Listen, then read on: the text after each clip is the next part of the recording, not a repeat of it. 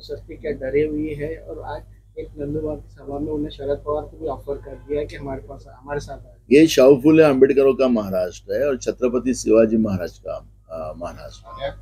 और ये महाराष्ट्र का अपमान बार बार नरेंद्र मोदी जी ने किया है, किसानों का किया है, यहाँ के उद्योग लेकर यहाँ के युवाओं को बेरोजगार किया है और उसका बदला महाराष्ट्र ने लेने का तय कर लिया है। और ये डर के वजह से जो उनके पास रिपोर्ट है और वो रिपोर्ट के आधार पर ये डर गए हैं और इसलिए अपनी सभाएं ज्यादा ले रहे हैं। लेकिन सभा लेने से उल्टा महाविकास आघाड़ी को ही फायदा है। आज भी अगर वो नंदुरबार में कहते हैं कि शरद पवार जी को अपने तरफ बुलाना चाहते हैं तो बिल्कुल है कि उनका घर तोड़ते समय उनको याद नहीं है, उनकी पार्टी तोड़ते समय उनको याद नहीं आए और अब हारने का डर मोदी जी को पैदा हुआ है, इसलिए हर लोगों को टटोल रहे हैं। और इसलिए नरेंद्र मोदी जी ने मान्य करना चाहिए कि मैं इस बार हम सत्ता में नहीं आएंगे। इस तरह की उनकी जो हालत हुई है वो स्पष्ट हो चुकी है और इसलिए इस तरह के वक्तव्य वो लोग कर रहे हैं। इलेक्शन के पहले बीजेपी हमेशा बोलते थे कि 45 पार महाराष्ट्र में, तो उसी वजह से उनकी सभा ज्यादा हो रही है या कुछ और ही? वो भला ये 56 इंची जैसे 56 इंची निकालते होंगे तो 56 के पार ऐसा बोला होगा और तुमने 45 के पार ऐसा बोला है, गलत बोला होगा। लेकिन अब आखिरी ये लोग सत्ता से उनको जो मस्ती आई थी, मस्ती उतारने का लोगों ने प्लान बना लिया था और वो अब जनता, क्योंकि आखिरी लोकतंत्र में जनता सबसे बड़ी होती है, लेकिन बीजेपी को लगता था कि हम बड़े हैं और लोगों ने उनको अब जगह दिखाने का काम शुरू कर लिया है। तो अभी इसलिए 45 नहीं 5 भी सीटें इनकी आई महाराष्ट्र में तो भी बहुत आई।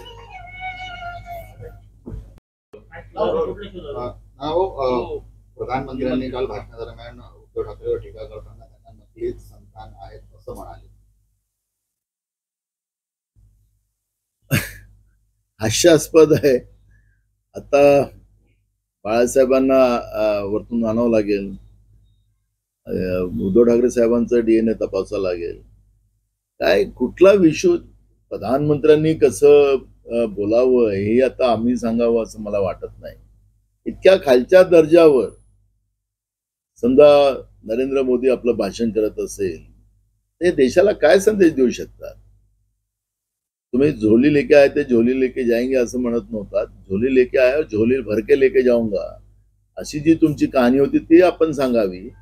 पण कोणाच्या वडिलांच्या बद्दल, कोणाच्या मुलांच्या बद्दल या लेवलवर जाऊन आक्षेप घेणं हे खऱ्या अर्थानं नरेंद्र मोदी म्हणून ठीक आहे, पण प्रधानमंत्री म्हणून तुमच्यासाठी हे ठीक नाही आहे आणि हे महाराष्ट्रातली परंपरा नाही आहे आणि या महाराष्ट्राच्या परंपरेला नरेंद्र मोदी गालबोट लावतात आहेत हे या ठिकाणी आम्हाला म्हणावं लागेल।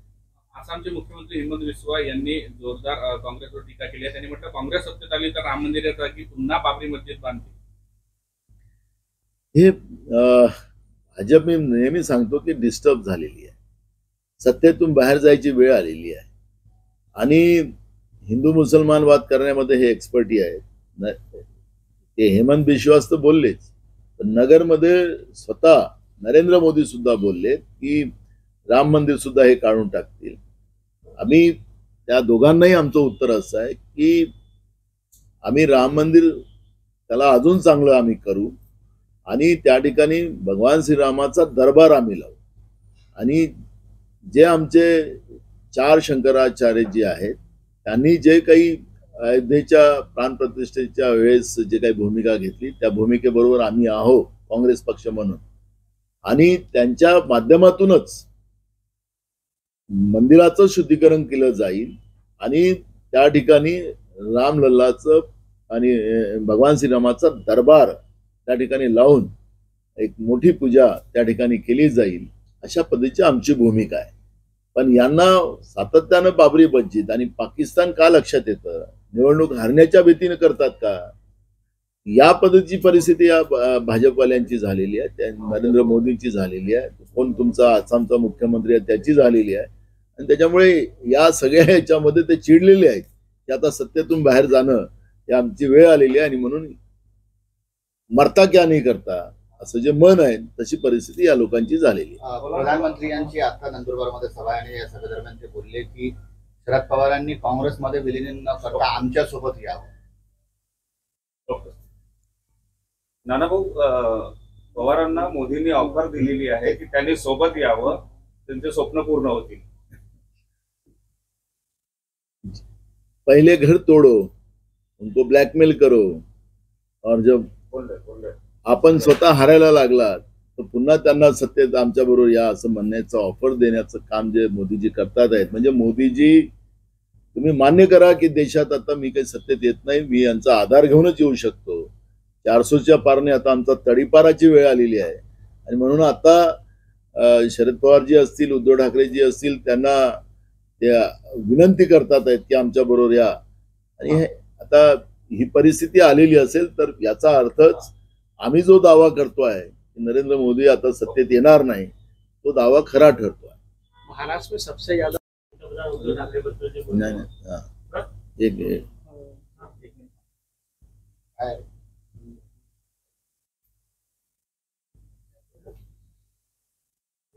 कल से भाषा शुरू है, फांसी की सजा सुनाई गई है, जन्मठेप की सजा सुनाई गई है और 3 को निर्दोष छोड़ा गया है.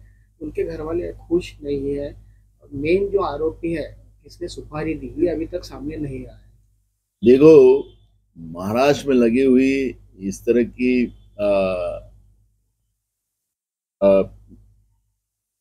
महाराष्ट्र में जिस तरह से ये घटना हुई थी, उसका रिजल्ट ये 11 साल के बाद अभी आया है. ये बहुत ही क्लेशदायक है और ये न्याय मिलने के लिए इतना समय नहीं लगना चाहिए. ये भूमिका हमारी है. लेकिन आज न्यायालय ने जो निर्णय दिया उसका हम स्वागत करते हैं. और दूसरी बात यह है कि इसका जो मेन सूत्रधार है डॉक्टर तावड़े और उनकी पूरी टीम, उनको निर्देश उसमें छोड़ा गया. जो शूटर थे वो शूटर को जन्मठेप की सजा हुई है, उसका स्वागत करते हैं. लेकिन जो मेन सूत्रधार है उनके बारे में कोर्ट ने उनको निर्दोष छोड़ दिया है. तो हमारी भूमिका भी है और दाभोलकर के परिवार की भी भूमिका है कि ये मामला हाईकोर्ट और सुप्रीम कोर्ट तक लड़ेंगे. कांग्रेस उनके साथ है, क्योंकि अंधश्रद्धा निर्मूलन की लड़ाई लड़ने वाले एक अच्छे व्यक्तिमत्व को जिस तरह से मारा गया, उसका ये दोबारा ऐसी घटनाएं न हो, उसके लिए सरकार ने भी इसमें भूमिका लेना चाहिए. और जो वास्तविक है और जो लोग इसमें पर्दे के पीछे उनको सामने लाया जाना चाहिए, ये भूमिका कांग्रेस पार्टी की है. आइन चुनाव के वक्त जनगणना का जो आंकड़ा आया, हिंदू के परसेंटेज कम हुआ, मुसलमान का बढ़ा, ये लोकसभा चुनाव के समय आना ये क्या? भाजपा पागल हो गई है, भाजपा डर गई है. सत्ता के बाहर जाने का डर जब पैदा होता है बीजेपी को, तो मुसलमान को आगे करते हैं, पाकिस्तान को आगे करते हैं. जो मुसलमान के यहाँ जाके बिरयानी खाने में बहुत अच्छा लगता है इनको, और खुद नरेंद्र मोदी को पाकिस्तान में जाके नवाज शरीफ के बिरयानी खाने को अच्छा लगा. लेकिन चुनाव का मामला आता है तब मुसलमान अलग हो जाते हैं और हिंदू अलग हो जाते हैं. ये पोलराइजेशन की राजनीति जो थी बीजेपी की, अब हिंदू भी समझ गए और मुस्लिम भी समझ गए. और इस माध्यम से अब स्पष्टता हो चुकी है. लोगों ने ये मान्य कर लिया है कि अब नरेंद्र मोदी की सरकार ये देश में नहीं होना. महंगाई बढ़ाने वाली सरकार है, किसानों पे अन्याय करने वाली सरकार है, महिलाओं पे अन्याय करने वाली सरकार है, और गरीबों पे अन्याय करने वाली नरेंद्र मोदी की सरकार है, और मित्रों के लिए काम करने वाली, मुट्ठी भर मित्रों के लिए काम करने वाली सरकार है. अब ये सरकार तड़ीपार करने का लोगों ने मानस कर लिया है, और इसलिए इनका हिंदू मुस्लिम कार्ड अब नहीं चलेगा. कल अमित शाह ने भी एक सभा में कहा कि बीजेपी आती है तो मुस्लिमों का आरक्षण खत्म कर. अरे, मुस्लिमों को हम धर्म को आरक्षण नहीं देते. हिंदू को भी आरक्षण नहीं है महाराज देश में, ना मुस्लिमों को आरक्षण है, जाति को आरक्षण होता है. देश के गृह मंत्री है, उनको यह भी पता नहीं कि मुस्लिमों को आरक्षण मिलता है या हिंदू को आरक्षण मिलता है. कहाँ मिलता है? हिंदू को आरक्षण मिलता है. मैं भी हिंदू हूँ, हिंदू को आरक्षण नहीं मिलता, ना मुस्लिमों को मिलता है, जाति को मिलता आरक्षण. तो ऐसे बकवास स्टेटमेंट करके इतने बड़े पदों पे बैठने वाले लोग ये देश की जनता को क्या समझाना चाहते हैं, ये सवाल हमारा है. गुजरातमध्ये मुस्लिमांच्या 25,000 कोटीच्या वरचे रस्ते त्यामध्ये बांधले जाणार. 25,000 कोटीच्या वर, आणि हे सगळे पैसे बँकेतून लोन घेऊन केले जातात आहेत. मागच्या वेळेसही फडणवीसच्या सरकारने हॅम योजनेच्या माध्यमातून जे रस्ते बांधलेले होते त्याचं सिरियस ऑडिट पॅरा एजीचा त्याच्यामध्ये आलेला आहे. मागच्या काळामध्ये डांबराचे रस्ते तयार केले, त्याच्यामध्ये 60% पैसे हे सरकार देणार आणि 40% पैसे हे कॉन्ट्रॅक्टर त्याच्यामध्ये येईल आणि रस्त्याचं मेंटेनन्स 9 वर्ष या त्या कॉन्ट्रॅक्टरकडे राहील अशा पद्धतीचं एक करार होता. यावेळेस त्यांच्या मुठभर ठेकेदारासाठी बँकेचे मोठ्या प्रमाणात लोन घेऊन, हजारो कोटीचं लोन घेऊन सिमेंटचे रस्ते बांधायचा निर्णय केलेला आहे. पहिलेच टेम्परेचर वाढते आहे, पण त्यांना सिमेंटमध्ये पैसे खायला संधी जास्त आहे म्हणून ते सिमेंटचे रस्ते तयार करतात आहेत. आणि त्याच्यानंतर हे सगळे 100% पैसे त्याला द्यायचे, कॉन्ट्रॅक्टरला काम चालू व्हायच्या पहिले ऍडव्हान्स त्याला द्यायचे. आणि ब्रिजेश दीक्षित नावाचं जे मेट्रो जे मुख्य होते महाराष्ट्राचे, त्यांना तिकडे पाठवलं. त्यांचा अनुभव मोठा आहे सेटलमेंट करायचा आणि त्याच्या आधारावर आज लोकांवर, महाराष्ट्राच्या जनतेवर कर्ज लादून मुठभर, जसं नरेंद्र मोदी आपल्या मुठभर मित्रांसाठी काम करतात, तसं राज्यातलं सरकार, एकनाथ शिंदे असेल, देवेंद्र फडणवीस असेल, अजित पवार असेल, या सगळ्यांनी मिळून बँकेची तिजोरी लुटून जनतेवर कर्ज लादून आपल्या मुठभर ठेकेदारांसाठी या योजना ते राबवत आहेत. आणि त्यासाठी त्यांनी याचा खुलासा करावा, इतर आम्ही कोर्टाचे दरवाजे ठोकवू. कारण की ही जी काही लूट महाराष्ट्रामध्ये जनतेची चाललेली आहे, कारण की आपण पाहिलं की निवडणुकीच्या पहिले यांनी साड्या वाटल्या, त्या साडीची किंमत काहीतरी 2,500 रुपये होती. त्या साडीमध्ये आता सगळ्या मच्छरदाण्या तयार झाल्यात. पालघरच्या आदिवासी महिलांनी तर तहसीलदाराकडे नेऊन टाकून दिल्यात की आम्हाला नको हे असं भीक, आणि त्याच्यामध्ये नरेंद्र मोदीचा फोटो लावून टाकला. आणि या पद्धतीनं गरीब महिलांना ज्या साड्या द्यायच्या त्या साड्यामध्ये सुद्धा हे भ्रष्टाचार करतात. यांच्यापेक्षा आता भ्रष्टाचारी ही जी व्यवस्था महाराष्ट्रामध्ये कीड लागलेली आहे, जनतेवर कर्ज लादून भ्रष्टाचार करतात आहेत. आणि म्हणून हे काँग्रेस कधीही सहन करणार नाही. याला जिथपर्यंत आम्हाला दरवाजा आम्हाला ठोकावं लागतील आम्ही ठोकवू, पण ह्या पद्धतीची जनतेच्या पैशाची लूट आम्ही कदापि होऊ देणार नाही. विधानसभेमध्ये हे मुद्दे उपस्थित करू आणि वेळ आलं तर कोर्टामध्ये सुद्धा या प्रकरणाचे दरवाजे आम्ही ठोकू. आणि त्यांनी रातोरात ओबीसीचं आरक्षण, मुस्लिमांचं एकाच रात्री आरक्षण काढून ओबीसीला दिलं, तर कर्नाटक पॅटर्न संपूर्ण देशामध्ये राबवलं. मी तुम्हाला सांगितलं ते खोटं बोलतात आहे. त्याला खोटं बोलायला काही त्यांना हेच नाही. जे ज्या दिवशी प्रधानमंत्री बनले, बनायच्या पहिले आणि बनल्याच्या नंतरही ते खोटंच बोलत आले. त्यांचं लोकसभेतलं सेंट्रल हॉलचं प्रधानमंत्री झाल्यानंतरचं पहिलं भाषण तुम्ही काढा. माझं सरकार देशाच्या गरिबासाठी काम करणार, माझं सरकार देशाच्या शेतकऱ्यांसाठी काम करणार, गरिबांसाठी, अशा पद्धतीचं वक्तव्य केलं. 10 वर्षात तुम्ही नरेंद्र मोदीजी या देशाच्या कोणत्या गरिबासाठी काम केलं, कुठल्या शेतकऱ्यांसाठी काम केलं? ठीक आहे, तुमचे गरीब हम दो हमारे दो जे होते, जे तुम्ही आणि अमित शाह आणि इकडे अदानी अंबानी, हे तुमचे गरीब होते, लाभार्थी होते, हे सांगून टाका ना एकदा देशाला. असं खोटं बोलून तुम्ही देशाच्या जनतेची दिशाभूल आता करू शकत नाही. तुमचा खरं खोटारडापणा लोकांच्या लक्षात आलेला आहे. ज्या गोष्टी होऊ शकत नाही, संविधानाने बाबासाहेब आंबेडकरांच्या इतकं बांधून ठेवलेलं आहे, ज्या गोष्टी होऊ शकत नाही त्या गोष्टी हे बोलून जनतेच्या दिशाभूल करण्यामध्ये त्यांना काही अर्थ नाही. एवढंच आम्हाला या निमित्ताने त्यांना सांगायचं. 18% पुढे जात असताना प्रचाराची भाषेचा स्तर देखील गरजेचा आहे. मेरा बाप करतात अशा प्रकारचे लिहावं, अशा प्रकारचे उल्लेख केला जातो. बघा कोण काय बोलतात, काँग्रेसकडून असं कुठलंही वक्तव्य आपल्याला ऐकायला भेटणार नाही. आमचं असं आहे की महाराष्ट्रातलं जे संस्कृती आहे ती सगळ्यांनी जोपासली पाहिजे, शाहू फुले आंबेडकर विचारसरणी जोपासली पाहिजे, ही आमची भूमिका आहे. बाकी कोण काय बोलतात त्याच्याशी आमचं काही संबंध नाही. वायकर म्हणतात की चुकीच्या प्रकरणात मला गोवण्यात आले, माझ्यावर दबाव होता, त्याच्यामुळे मी पक्षांतर केलं, असं त्यांनी एका पत्राला दिलेल्या मुलाखतीत. आज ते भाजपचे उमेदवार आहेत आणि भाजपचे म्हणजे भाजपच्या गटाचे, भाजपचे जे अलायन्स आहेत त्यांचे उमेदवार आहेत. ते उद्धव ठाकरेंना सोडून तिकडे गेले. त्यांनी जे वक्तव्य मांडलेलं आहे ते वक्तव्य आम्ही अनेक वर्षापासून सांगतोय की ईडी आणि सीबीआयचा वापर करून ज्या पद्धतीनं दुसऱ्यांचे घरं फोडण्याचं काम जे बीजेपी करत होती त्याचं वक्तव्य त्यांच्याच उमेदवारांनी आता केलेलं आहे. ही वास्तविकता पुढे आलेली आहे. त्यामुळे भाजपने हे कबूल करावं की आम्ही सत्तेचा दुरुपयोग केलेला आहे. अनिल देशमुखांनी म्हटलं आहे की मला सुद्धा दबाव होता, एक शपथपत्र शरद पवार आणि उद्धव ठाकरेच्या विरोधात आहे, तुम्हाला ईडीचा त्रास होणार नाही असं देवेंद्र फडणवीसांना जमणार. बरोबर आहे, जे अनिल देशमुख सांगतात ते बरोबर आहे. कारण की आता वायकरनी त्यांचा उमेदवार असताना ही पुष्टी करणं म्हणजे अनिल देशमुखाच्या शब्दाला त्या ठिकाणी दुजोरा मिळालेला.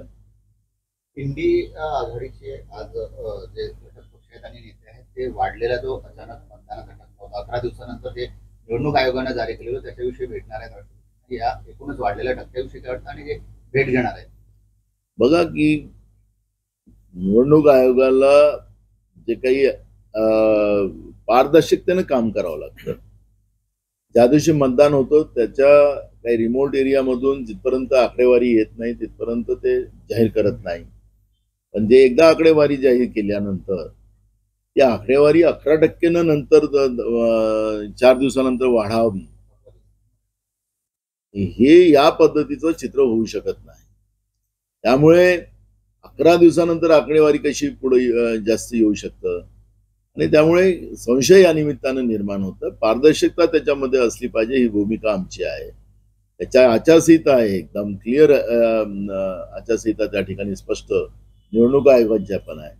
निवडणूक आयोगच कन्फ्यूज असेल तर अशा वेळेस इंडिया आघाडीच्या सगळ्या प्रमुखांनी निर्णय केला, माननीय राष्ट्रपती महोदयांना याचं निवेदन देऊन, कारण की आमचं या सगळ्या याचं प्रमुख आमच्या ज्या देशाच्या आहेत त्या राष्ट्रपती महोदय त्यांना निवेदन देऊन या सगळ्या गोष्टीची जाणीव करून देणं हे आमचं दायित्व बनतं. आणि म्हणून आज माननीय महामहिम राष्ट्रपती महोदयांना निवेदन दिलं जाणार. वेगवान पद्धतीने रस्ते हिंदुत्ववादी संघटनांवर आरोप केलेला होता. बघा आता ही जी 2 ज्यांना जन्मठेपेची शिक्षा ज्यांना झालेली आहे ही त्याच व्यवस्थेतली लोक आहेत. त्याच्यामुळे मी नेहमी एक गोष्ट सांगतो, या आतंकवादी आणि या पद्धतीच्या विचारातली जी लोक असतात ही कुठल्या धर्माची नसतात. यांची जात धर्म याच्या पलीकडे असतात हे लोक. आणि त्याच्यामुळे धर्माशी याचं नातं जोडलं गेलं नाही पाहिजे. तो मुस्लिम असेल म्हणून तो त्या धर्माचा आहे म्हणून तो मुस्लिम आतंकवाद होतो, किंवा हिंदू आहे म्हणून हिंदू आतंकवाद होतो असं म्हणायचं कुठलं कारण नाही. ही समाजाला लागलेली कीड आहे. आणि त्यामुळे मी कुठल्या धर्मावर टीका करण्यापेक्षा त्या व्यक्तीवर आणि या किडीवर आमची टीका सातत्यानं राहील. पंतप्रधान नरेंद्र मोदी यांनी काल एका भाषणामध्ये अदानी अंबानी यांचं नाव घेतलं, कुठेतरी टप्पे पुढे पुढे जात आहेत तसं पंतप्रधानांची भाषा बदलताना मोदीजी घाबरलेले आहेत. ज्या मित्रांच्या फायद्यासाठी 22-23 लोकांसाठी जो देश हे लोक जे चालवतात आहेत ते आता सगळ्यांच्या निदर्शनास आलेले आहेत. पण मोदीजी सत्तेची लालसा किती खतरनाक आहे मोदींची ही त्याच्यातून स्पष्ट होते. ज्या अदानी अंबानींच्या ला मदत करण्याचं आणि ते यांच्या पाठीशी उभे असताना आता वेळ आपल्याला सत्तेतून बाहेर जायची आलेली, ती आपल्या मित्रांवरच आरोप करायचं पाप नरेंद्र मोदींजींनी केलेलं आहे, आपण पाहिलेलं आहे. खरं तर सत्तेच्या आधारावर या देशामध्ये जी तानाशा प्रवृत्ती नरेंद्र मोदीजींनी उभी केली आणि जीएसटी सारखा कायदा आणून सर्वसामान्याला लुटण्याचं पाप करून आपल्या मित्रांचे घरं भरलीत, त्याच्यातले हे लाभार्थी आहेत. आता ते टेम्पोनी पैसे वाटतात की कशाने वाटतात त्याचा अनुभव मोदीजींना मोठा आहे आणि म्हणून ते टेम्पोनी पैसे वाटतात असं ते सांगितलं. आणि म्हणून राहुलजींनी त्या ठिकाणी सांगितलं की तातडीने त्यांच्यावर ईडीची कारवाई करा. पण नरेंद्र मोदीजीचे दाखवायचे दात वेगळे आणि खायचे दात वेगळे हे स्पष्ट होते. नरेंद्र मोदीजी म्हणजे प्रधानमंत्री म्हणून ते कधी अदानी अंबानीवर ईडीची कारवाई करणार नाही, सीबीआय त्यांच्यावर लावणार नाही, हे स्पष्ट आहे. आणि त्यामुळे घाबरलेले नरेंद्र मोदी यांनी या पद्धतीचं वक्तव्य करावं हे स्वाभाविक आहे. त्यांना कुठलंही नाही, लोक त्यांचा राग करतात आहेत. नरेंद्र मोदी आता देशाचे प्रधानमंत्री नकोच ही भावना देशाच्या जनतेच्या निर्माण झालेली आहे. त्यामुळे आता कुठला कार्ड फेकायचा हे त्यांना कळतच नाही. आणि म्हणून परवा केलेलं वक्तव्य जे आहे त्यांचं ते त्यांच्या मित्रांच्या विरोधात केलेलं वक्तव्य आहे आणि त्याचं उत्तर त्यांनीच आता द्यावं देशाच्या जनतेला असं आम्हाला वाटतं. रवींद्र वायकर काँग्रेसचं सरकार आलं तर जे SC ST वंचितांचं आरक्षण आहे ते सुद्धा मुस्लिम समाजाला देईल असंही मोदींनी आलं. मोदीजी काय घाबरलेल्या व्यवस्थेमध्ये ते काही पण बोलतात आहे. ते देशाचे प्रधानमंत्री आहे, नरेंद्र मोदी नाही. हे कधी संभव होऊ शकतं का? नरेंद्र मोदीजी असं खोटं लोकांना का सांगता तुम्ही? आमचा प्रश्न तुम्हाला असा आहे की जातीय जनगणना हे आपल्या देशाच्या सगळ्या लोकांना न्याय देणारी आहे. जे डॉक्टर मनमोहन सिंग साहेबांनी तो 2011 मध्ये जो सेन्सस केला होता तो तुम्ही का जाहीर केला नाही? त्याचं उत्तर या देशाच्या लोकांना आपल्याला द्यावं लागणार आहे. 2021 मध्ये तुम्हाला संधी आलेली होती. 21 मध्ये कोरोना होता. 22 मध्ये तरी करायला पाहिजे होती जनगणना, का नाही केली? तुम्ही सगळ्यांचंच आरक्षण संपायला निघाला. घटनेच्या मूळ गाभ्याला तुम्ही ठेच पोचवण्याचा पाप करता. ते तुमची वास्तविकता लोकांना सांगा ना. तुम्ही आपली वास्तविकता सांगत नाही. पण असं जे काही गोष्टी कोणीच करू शकत नाही त्या गोष्टीचा अशा पद्धतीचा आरोप प्रधानमंत्र्याच्या खुर्चीवर बसून मोदीजी आपण करत असाल तर हे देशातली लोक इतकी खुडी नाही आहे की ज्यांना समजत नाही असं तुम्हाला वाटत असेल तर तुम्हाला लकलाभ आहे. तुम्ही गेल्या वेळेस महाराष्ट्रामध्ये गेल्या लोकसभेमध्ये 14 सभा घेतल्या. आता तुमच्या 29 सभा होत्या, डबल घेत. आता किती घाबरलेले आहेत तुम्ही? म्हणजे आता फक्त तुम्हाला आता तालुक्याच्या पातळीवर जवळजवळ आता प्रत्येकांच्या सभा घ्याव्या लागतील असाही वेळ तुमच्यावर येऊ शकेल. पण आज जी काही परिस्थिती आहे असं खोटं बोलू नका आणि देशाच्या जनतेची दिशाभूल करू नका. देशातल्या जनतेला कळत आहे की तुम्ही वारंवार खोटं बोलता आणि जातीनिहाय जनगणनेच्या आधारावर काँग्रेसला जी सामाजिक न्यायाची भूमिका उभी करायची आहे, ओबीसीचंही आरक्षण वाढवायचं आहे, शेड्यूल कास्टचंही आरक्षण वाढवायचं आहे, आदिवासीचंही आरक्षण वाढवायचं आहे आणि या सगळ्या आरक्षणाच्या माध्यमातून सगळ्यांना सामाजिक न्यायाची भूमिका देऊन काँग्रेस पक्ष आणि विशेष करून आमचे नेते राहुल गांधींनी जी भूमिका मांडलेली आहे त्या देशाच्या जनतेने मान्य केलेली आहे. तुमच्या या खोटारडापणा चालणार नाही एवढंच तुम्हाला या निमित्तानं सांगावं लागतं.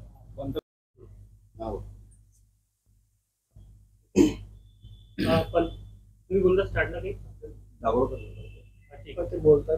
नाना बोलत आहे. नानाभाऊ, दाभोळकर खून प्रकरणाचा 11 वर्षानंतर निकाल आलेला आहे. दोन जणांना शिक्षा झाली, 3 निर्दोष मुक्तता झालेली आहे. तरी दाभोळकर कुटुंब या विरोधात उच्च न्यायालयात जाण्याची देखील तयारी आहे आणि सूत्रधारांना सुद्धा या सगळ्याची शिक्षा सूत्रधार कोण आहे या पाठीमागचं हे महत्वाचं शोध काढण्याचं. बघा, या प्रकरणामधला जो वेळ लागला तो निश्चितपणे त्रासदायक आणि क्लेशदायक होताच.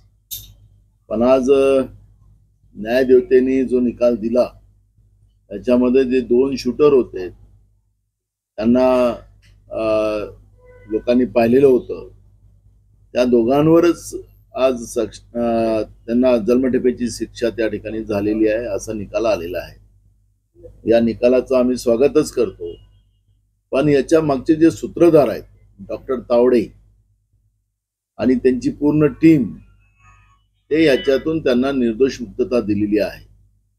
मी आणि त्यांचे कुटुंबीय दाभोळकरांचे सुद्धा या गोष्टीची सहमत असतील की हे प्रकरण एवढं साधं नाही आहे.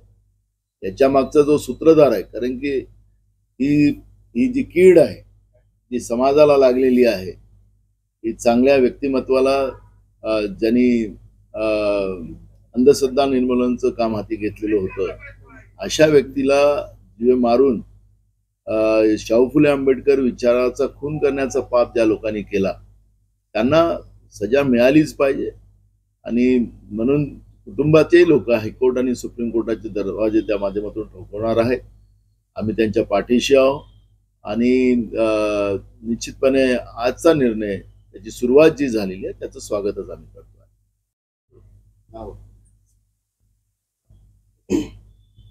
पण तुम्ही बोलता स्टार्टला काही नाना बोलत आहे. नानाभाऊ, दाभोळकर खून प्रकरणाचा 11 वर्षानंतर निकाल आलेला आहे. 2 जणांना शिक्षा झाली, 3 निर्दोष मुक्तता झालेली आहे. तरी दाभोळकर कुटुंब या विरोधात उच्च न्यायालयात जाण्याची देखील तयारी आहे आणि सूत्रधारांना सुद्धा या सगळ्याची शिक्षा सूत्रधार कोण आहे या पाठीमागचं हे महत्वाचं शोध काढण्याचं. बघा, या प्रकरणामधला हा जो वेळ लागला तो निश्चितपणे त्रासदायक आणि क्लेशदायक होताच, पण आज न्यायदेवतेने जो निकाल दिला त्याच्यामध्ये जे 2 शूटर होते त्यांना लोकांनी पाहिलेलं होतं, त्या दोघांवरच आज त्यांना जन्मठेपेची शिक्षा त्या ठिकाणी झालेली आहे, असा निकाल आलेला आहे। या निकालाचं आम्ही स्वागतच करतो, पण याच्या मागचे जे सूत्रधार आहेत डॉक्टर तावडे आणि त्यांची पूर्ण टीम, ते याच्यातून त्यांना निर्दोष मुक्तता दिलेली आहे। मी आणि त्यांचे कुटुंबीय दाभोळकरांचे सुद्धा या गोष्टीची सहमत असतील की हे प्रकरण एवढं साधं नाही आहे, याच्या मागचा जो सूत्रधार आहे, कारण की ही जी कीड आहे जी समाजाला लागलेली आहे, ही चांगल्या व्यक्तिमत्वाला ज्यांनी अंधश्रद्धा निर्मूलनाचं काम हाती घेतलेलं होतं, अशा व्यक्तीला जीवे मारून शाहू फुले आंबेडकर विचाराचा खून करण्याचा पाप ज्या लोकांनी केला त्यांना सजा मिळालीच पाहिजे।